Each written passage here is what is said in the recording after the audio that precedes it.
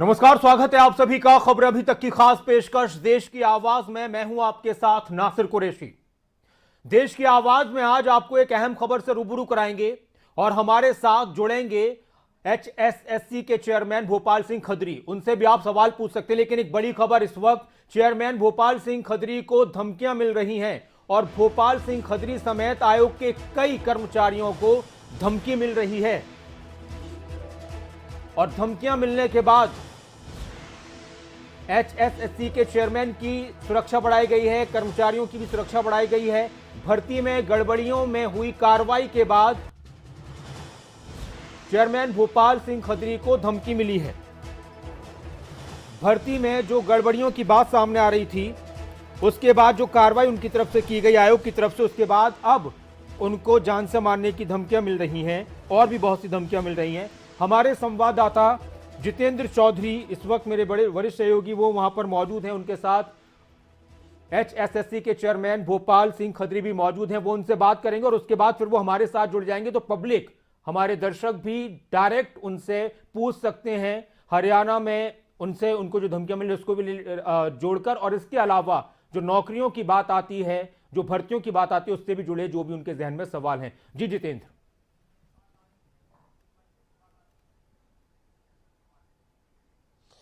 बिल्कुल, अगर हम बात करें तो भर्तियों को लेकर के जो माफिया है वो प्रदेश के अंदर पूरे तरीके से सक्रिय है और उस पर लगातार चोट करने का काम सरकार की तरफ से और जो आयोग है उनकी तरफ से भी किया जा रहा है। एचपीएससी के अंदर हमने मसला देखा कि किस तरीके से पर्ची और खर्ची के जरिए जो है नौकरियों को किया जा रहा था, देने का काम किया जा रहा था, और वहां पर एक बड़ी चोट देने के बाद अब कहीं ना कहीं एचएसएससी के जो चेयरमैन हैं उन्हें बल प्रयोग यानी बाहुबल के जरिए डराने का प्रयास यहां पर किया जा रहा है, धमकी देने का प्रयास किया जा रहा है। जान से मारने की धमकी किस प्रकार से दी गई है, हमारे साथ भोपाल सिंह खदरी हैं, एचएसएससी के चेयरमैन, सीधा उन्हीं से जानते हैं।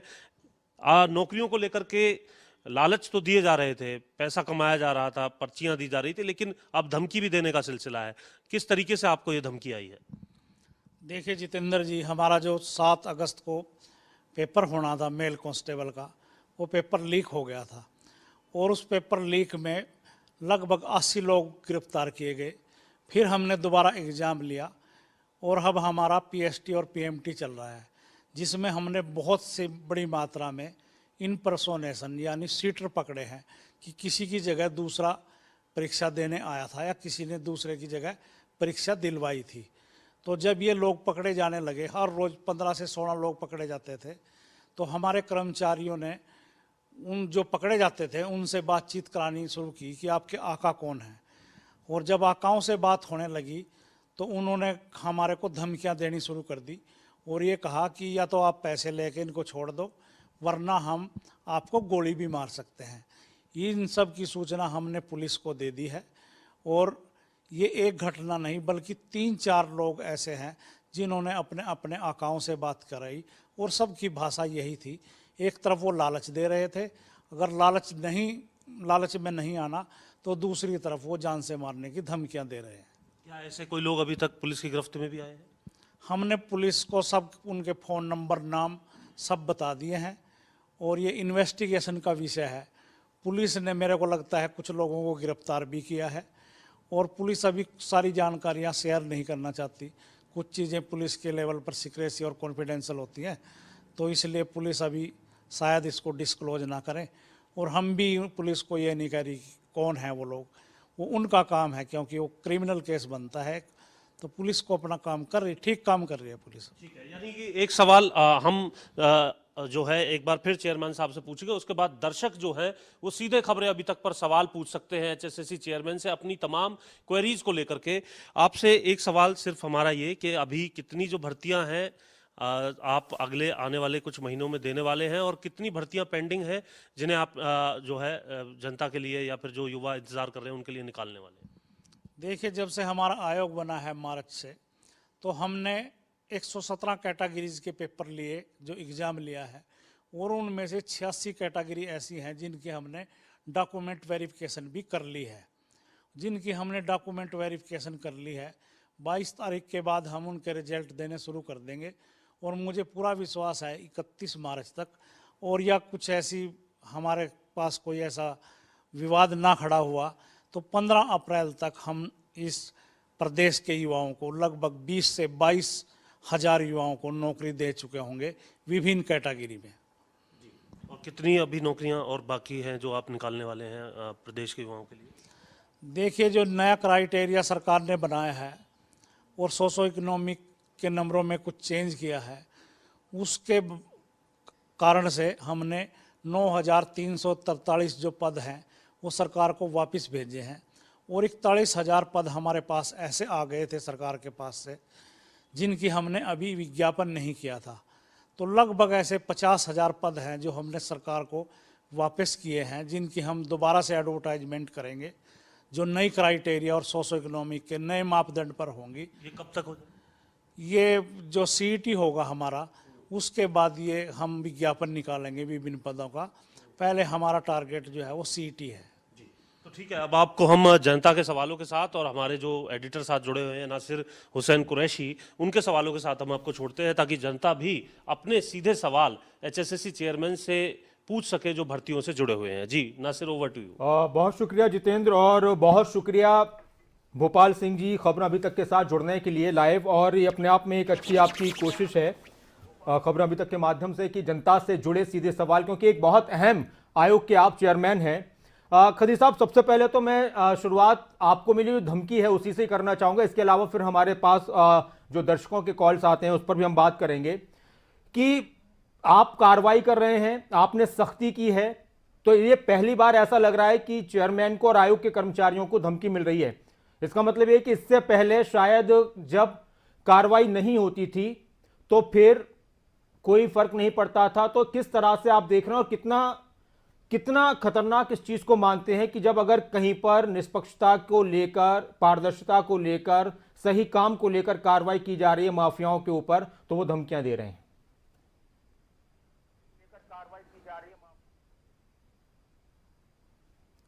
देखिए नासिर जी, जब कोई स्वच्छता अभियान चलता है तो धब्बे तो लगते ही हैं जी, तो दाग तो लगते ही हैं।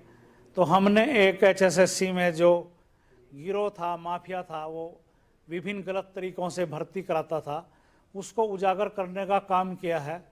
और उसकी एवज में जो हमारे को धमकियां मिल रही हैं, हम उन धमकियों से बिल्कुल भी विचलित नहीं होने वाले हैं, क्योंकि यह एक हताशा की स्थिति है। हताश और निराश व्यक्ति ही धमकियां देता है। कोई जो वैसा व्यक्ति होता है जेन्युइन, वो धमकी का सहारा नहीं लेता कभी भी। जी। एक दर्शक हैं, कल्पना जी हमारे साथ हैं, वो कुछ कहना चाहती हैं। कल्पना जी, क्या कहेंगी? मैं चेयरमैन सर से ये क्वेश्चन पूछ रही हूँ। चेयरमैन सर, आपके राज्य में बाहुबलियों ने जो आतंक मचा कर रखा है, ये लोग एक पैरेलल गवर्नमेंट चला रहे हैं। क्या ये स्टेट गवर्नमेंट का फेलियर नहीं है? योगी स्टाइल क्यों नहीं इन पर एडॉप्ट किया जाता है? ये बाहुबली है, इनकी जेल क्यों नहीं हो रही है? ठीक है मैम। क्यों आपको धमकियां मिल रही हैं इस पोस्ट पर रहकर? क्या ये स्टेट गवर्नमेंट का फेलियर नहीं है कि ये बाहुबली सर उठाकर इतनी धमकियां दे रहे हैं? ठीक है ma'am, thank you ji.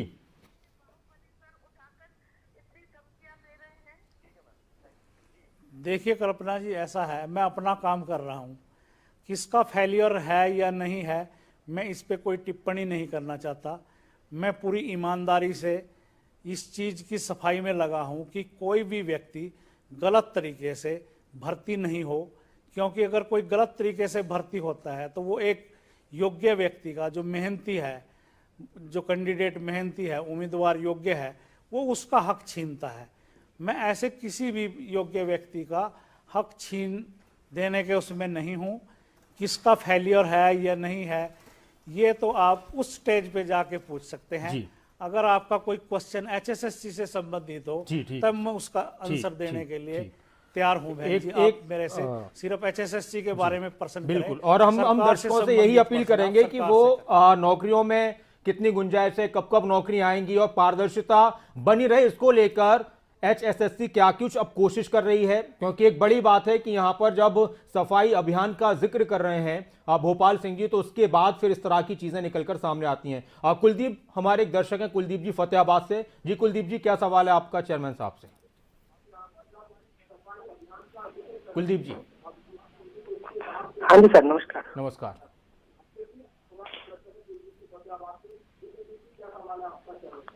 Sir नमस्कार। जी हाँ जी सर, बड़ा सराहनीय है जी कि आपने बहुत अच्छा ये आगे जो अब टेट के पेपर रखे हैं, बड़ा मतलब सेट जो बनाए हैं, जी बहुत अच्छा है, ये सराहनीय विषय है। बट एक बात है सर, इतना डिले क्यों हो जाता है पेपरों में?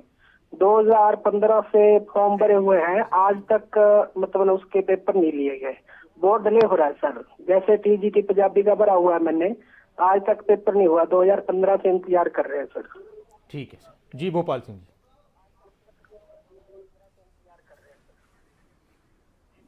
पेपर डिले देखिए, क्यों ऐसा होते है, हैं? जी फाइनल रिजल्ट का एक प्रोसेस होता है जी और मैं मानता हूँ कि प्रोसेस बहुत लंबा है। जी उसमें कोई ना कोई डिफ़िकल्टी आ जाती है और वो यहाँ तक आ जाती है कि जब हम फाइनल रिजल्ट निकाल के अपलोड करने वाले होते हैं वेबसाइट पे, उस टाइम भी कोई ना कोई परेशानी आ जाती है और हम किसी एक कैंडिडेट के लिए ही अपना एक रिजल्ट रोक लेते हैं। उसमें 10-15 दिन, यहाँ तक कई बार महीनों लग जाते हैं। हम ये देखते हैं कि वो कैंडिडेट योग्य तो है पर वो उसकी एलिजिबिलिटी पूरी नहीं हो रही है। कई बार हमने उसको बुलाना पड़ता है कि आप इस तारीख को फिजिकल रूप से आए। जो आपने 2015 की बात की, अभी जो पीजीटी और टीजीटी की भर्ती है जिसके हमने आवेदन मांग लिए थे और हम परीक्षा की तैयारी कर रहे थे, क्योंकि इसी बीच क्राइटेरिया चेंज हो गया और जो सोशल इकोनॉमिक के नंबर हैं वो कम हो गए और पीजीटी में तो यहाँ तक आ गया कि ये गजेटेड पोस्ट है, इसमें इंटरव्यू होना चाहिए या नहीं होना चाहिए। एक नई बात निकल के आ गई, अगर ये गजेटेड पोस्ट है क्या तो क्या इसको एचएसएससी को कंडक्ट कराने का अधिकार है या नहीं है। तो इस तरह की बात भी आ गई कि गजेटेड पोस्ट है। तो ये सारी चीज़ें सरकार के लेवल पर जब क्लियर हो जाएगी तो मैं आपको पूरा आश्वासन देता हूँ कि ये सारे काम हम स्पीडली करेंगे। और एक बहुत अच्छा जवाब, शायद आप संतुष्ट होंगे। और एक और दर्शक हमारे साथ हैं, सुखबीर जी हमारे साथ हैं। सुखबीर जी, आपका क्या सवाल है भोपाल सिंह जी से? नमस्कार जी। जी नमस्कार। साहब, ये जैसे जो लड़की पेपर क्वालिफाइड हो जाती है, उसमें जो है जब लड़की मैरिड हो जाती है, उसमें उसके माँ बाप का, अगर वो सर्विस में कोई माँ या बाप है तो उसमें तो उसकी ससुराल का वो होना चाहिए सर। माँ बाप का क्या रोल है इसमें? जी और थोड़ा और क्लियर कर दीजिए अपना सवाल आप, सुखबीर जी। जैसे कोई लड़की ने पेपर क्लियर किया। कुलदीप जी, जो जी बहुत जी अच्छा सवाल आपने किया कुलदीप जी। चलिए, आप जवाब दे रहे हैं। जी जी भोपाल सिंह जी बताइए। जी आप।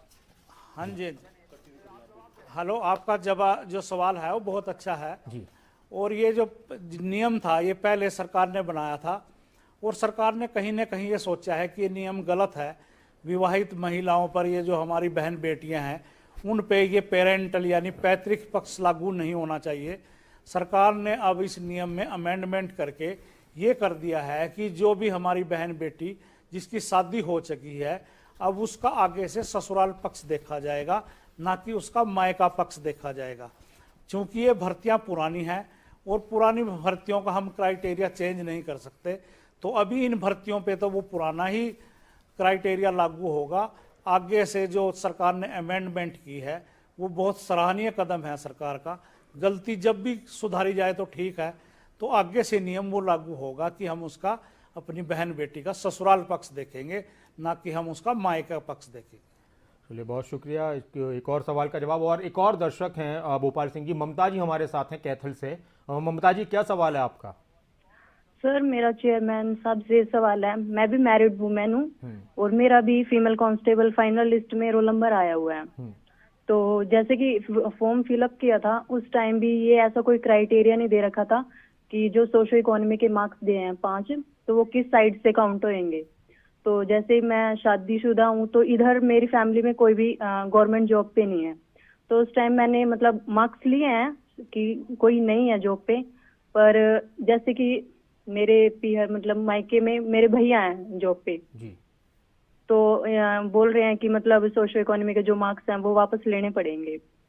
तो मैंने अभी नहीं लिए और अभी तो इन्होंने कोर्ट नोटिस डाला है कि मतलब सर्टिफिकेट वगैरह बनवाना पड़ेगा। तो मतलब मेरे को इसके बारे में पूछना है, तो मतलब किस हिसाब से मतलब क्या कुछ आगे प्रोसेस रहेगी? जी सर, भोपाल सिंह जी।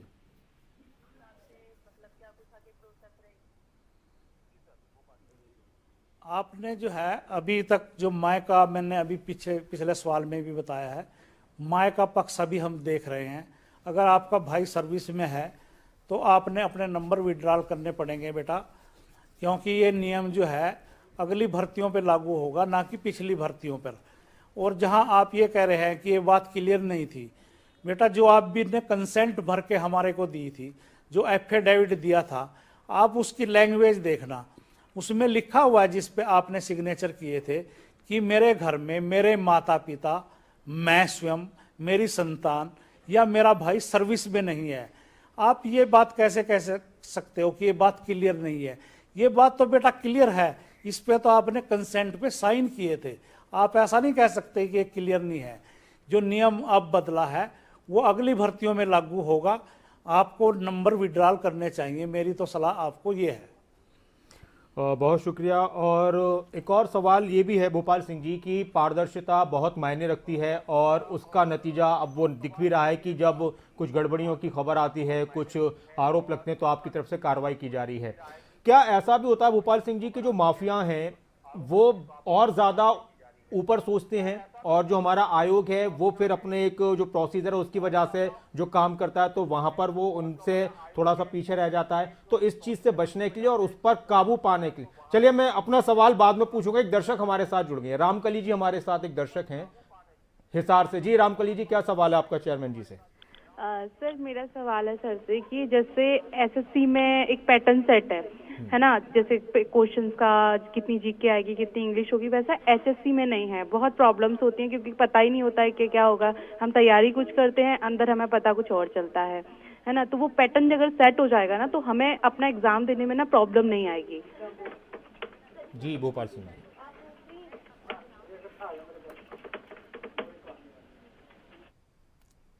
देखिए ऐसा है, पैटर्न जो है वो क्लासेस के पेपर में यूनिवर्सिटी या स्कूल में पैटर्न तय होता है। जो रिक्रूटमेंट में कोई पैटर्न तय नहीं होता। हमने तो उसकी इंटेलिजेंसी देखनी है ना, और वो जो इंटेलिजेंसी देखने का हमारा तरीका है वो सब पे लागू होता है। ये तो है नहीं कि रामकली जी पे वो अलग होगा, दूसरी पे अलग होगा। और आपने जो सुझाव दिया है, हम कोशिश कर रहे हैं कि जो सीईटी का हमारा एग्ज़ाम हो तो हम अपना सिलेबस पहले ही डिस्प्ले करें कि हमारा इस तरह का सिलेबस होगा। तो सिलेबस तो उसमें रामकली जी, अगर हम ये कहेंगे कि जनरल नॉलेज है या करंट अफेयर है या हिस्ट्री है, तो उसमें तो सारा विश्व शामिल हो गया। आप ये कैसे कह सकते हो कि आपने ये नहीं बताया? एसएससी में भी अगर आप पूरा सिलेबस देखें तो अगर उस सिलेबस के अंतर्गत क्या है तो उसमें सारे विश्व की जानकारी समाहित हो जाती है। और ये कैंडिडेट के ऊपर है कि उसका कौन सा सब्जेक्ट अच्छा है। मेरी हिस्ट्री अच्छी नहीं है, आपका मैथ अच्छा है, किसी की इंग्लिश अच्छी नहीं है, किसी की ज्योग्राफी अच्छी है। तो आपका ठीक है आपका सवाल, हम आगे से कोशिश करेंगे कि जो सीईटी है या अगले एग्जाम है, हम उसका पाठ्यक्रम एक निर्धारित फ्रेम में लेके आएँ। एक अच्छा बहुत सारे सवाल, एक सवाल होता है किसी एक इंसान के जरिए, लेकिन जवाब बहुत सारे लोगों को मिल जाता है। और एक बहुत अच्छा एक तरीका यहाँ पर भोपाल सिंह जी नज़र आ रहा है कि आप जुड़े खबरों अभी तक के साथ। एक और दर्शक हमारे साथ हैं, सुधीर जी हैं हमारे साथ, सुधीर सांगवान हिसार से। जी सुधीर जी, आपका क्या सवाल है? सर मैं ये पूछना चाहता हूँ कि जैसे एसएससी जो सेंटर की पेपर लेते हैं या आईबीपीएस पेपर लेता है, वहाँ number of question subject wise बिल्कुल पैटर्न ना फिक्स होता है पहले ही कि किस टॉपिक से, किस सब्जेक्ट से कितने क्वेश्चन आएंगे। जी हरियाणा में ऐसा नहीं है। अच्छा, किसी टॉपिक पे क्वेश्चन कई बार 2 आ जाते हैं तो कई बार 20 आ जाते हैं। यदि ये फिक्स हो जाए तो बेहतर क्वेश्चन को आपने जो रामकली जी ने कहा था उस क्वेश्चन को आपने दोहरा दिया है, लगभग वही क्वेश्चन है। तो हम कोशिश करेंगे कि इस पैटर्न पे हम जाएं। बहुत से कैंडिडेट की और सागवान जी की आपकी ये मांग है कि हमने एक पैटर्न निश्चित करना चाहिए, तो हम ध्यान रखेंगे आगे से कि हम इसकी तरफ भी जाएं। क्योंकि अभी तक जो है इसमें सरकार के लेवल पे ही थोड़ी विषमताएं थी, क्योंकि सरकार के हर विभाग की जो रिक्रूटमेंट का एक्ट है और उनके सर्विस रूल है वो अलग अलग है। अभी हमने चीफ सेक्रेटरी साहब को एक लेटर लिख के कहा है कि जितने भी डिपार्टमेंट हैं उनके सर्विस रूल एक जैसे हो जाए और उनका रिक्रूटमेंट का जो फार्मूला है वो एक जैसा हो जाए, जिसमें समरूपता हो, ताकि हमने एग्ज़ाम कंडक्ट कराने में ये जो बातें सुनने को मिलती हैं ये ना मिले। और हमारी बात को सरकार ने बड़ी गंभीरता से लिया है। भोपाल सिंह जी, वैसे तो हरियाणा के लोगों के सवाल होने चाहिए, लेकिन अब आपको हिमाचल से भी लोग सवाल कर रहे हैं, लेकिन अब दर्शक हैं कर रहे हैं कॉल, तो हम आपसे सुनाई देते हैं कि क्या कह रहे हैं। कुलदीप जी हमारे साथ हैं शिमला से, एक दर्शक जी। कुलदीप जी, आप क्या कहना चाहते हैं, क्या पूछना चाहते हैं? नमस्ते खान साहब। नमस्कार जी। मेरा चेयरमैन साहब से ये प्रश्न है कि इस जो पेपर लीक आउट होते हरियाणा में क्यों होते, बाकी स्टेटों में इस तरह की हरकत क्यों नहीं होती? धन्यवाद जी। अब वो तो खैर वो भी कहेंगे, मैं भी कहूँगा कि सभी जगह हो रहे हैं जी। चेयरमैन साहब,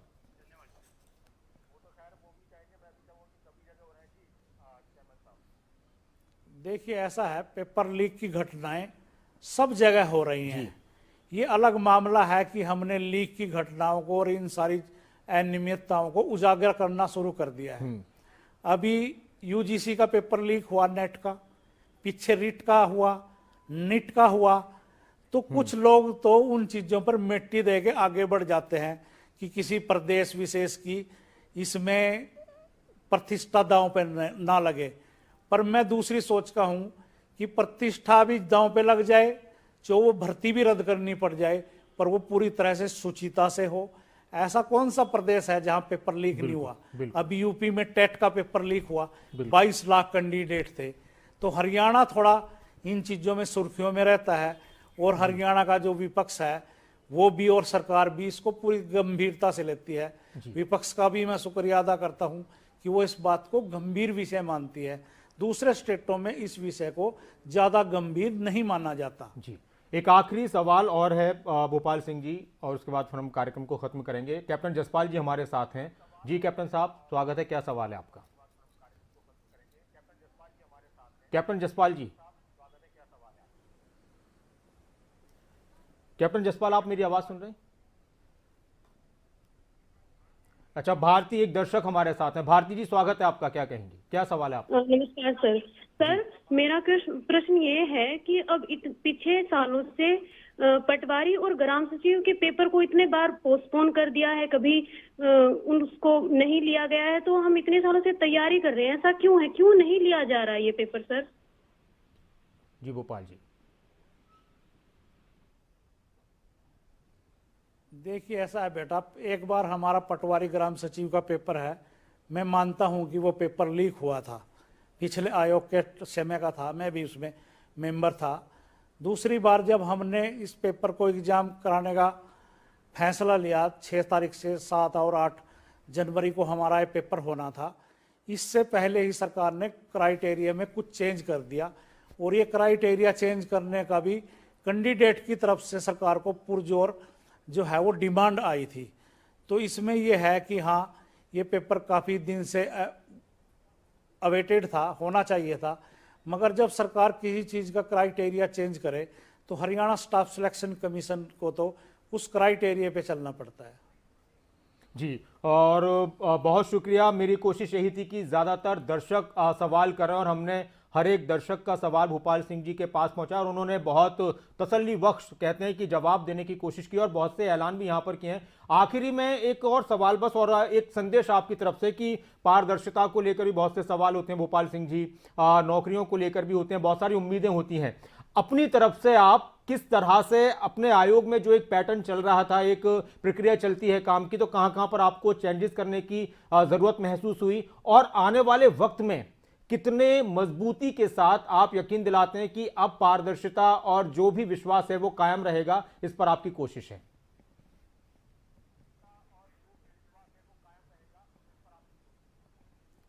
देखिए नासिर जी, टेक्नोलॉजी का युग है जी, और हम नई नई टेक्नोलॉजी अपना रहे हैं, और कुछ चीज़ें हमारे आयोग जब से आया है हमने चेंज की है, और अगर आगे भी जरूरत पड़ी चेंज करने की तो हम उसको चेंज करेंगे।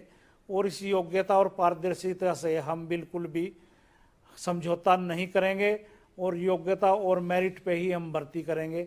और जो ये इम्पर्सोनेशन है, ये माफिया है जो गलत तरीके से भर्ती करने की कोशिश करता है, इसके मंसूबे हम बिल्कुल भी कामयाब नहीं होने देंगे। आपका और जितेंद्र जी का बहुत बहुत धन्यवाद कि आपने मेरी बात दर्शकों के सामने, कैंडिडेट्स के सामने, हरियाणा के लोगों के सामने पहुंचाने का काम किया। आपका खबरें अभी तक का मैं बहुत बहुत धन्यवाद करता हूं। बहुत शुक्रिया भोपाल सिंह खत्री साहब खबरें अभी तक के साथ जुड़ने के लिए और सारे सवालों के जवाब देने के लिए। और कोशिश यही थी खबरें अभी तक की भी कि बहुत सारे सवाल हैं और जो नौकरियों का विषय है, रोजगार का विषय है, यह आज हमारी जिंदगियों में बहुत अहमियत रखता है। पूरे परिवार इस आधार पर टिके होते हैं। अगर किसी परिवार में लोग रोजगार से जुड़े हों, नौकरियों से जुड़े हों, चाहे वो किसी भी काम से जुड़े हों और उनकी एक इनकम हो, तो परिवार में बहुत सारी चीज़ें सहूलियत के साथ चलती रहती हैं। और बहुत से ऐसे सवाल थे, कुछ हो सकता है कि कुछ दर्शकों के सवाल हम नहीं ले पाए हैं वक्त की कमी की वजह से, तो आइंदा हमारी कोशिश रहेगी। और बहुत शुक्रिया भोपाल सिंह जी एक बार फिर से आपका कि आपने वक्त निकाला और टाइम दिया और सभी सवालों के जवाब दिए और एक उम्मीद जगाई है। पैटर्न सेट करने की बात हो या फिर वो भी एक बड़ी बात ये थी कि खुले दिल से माना भी है कि हाँ पारदर्शिता की कमी भी नजर आई, तो उसको भी सही करने की कोशिश की जा रही है। पेपर भी लीक हुए हैं और पैटर्न को लेकर जो एग्जाम का एक पैटर्न है उसको भी लेकर उन्होंने विश्वास दिलाया है कि उसको भी सेट करने की कोशिश की जा रही है। और आने वाले वक्त में जो सवाल थे उस पर वो काम कर रहे हैं कि कैसे भी जनता तक और जो हमारे युवा हैं, नौजवान हैं, उनको बेहतर तरीके से रोजगार में आगे बढ़ाने को लेकर पारदर्शिता के साथ उनको नौकरियां मिल जाएं, इसकी कोशिश हो रही है। बहुत शुक्रिया आप सभी का खबरें अभी तक के साथ जुड़ने के लिए और आप बने रहें खबरें अभी तक के साथ। और जो भी सवाल जवाब इस दौरान हुए बहुत अहम सवाल हैं, तो इनको आप आगे भी लोगों तक पहुंचा सकते हैं। फेसबुक पर हमारे पेज पर जाकर आप इस प्रोग्राम का लिंक शेयर करके आगे भी पहुंचा सकते हैं, लोगों तक जानकारी पहुंचा सकते हैं कि किस तरह के सवाल डायरेक्ट चेयरमैन की तरफ से मिले हैं। बहुत शुक्रिया आप सभी का, नमस्कार।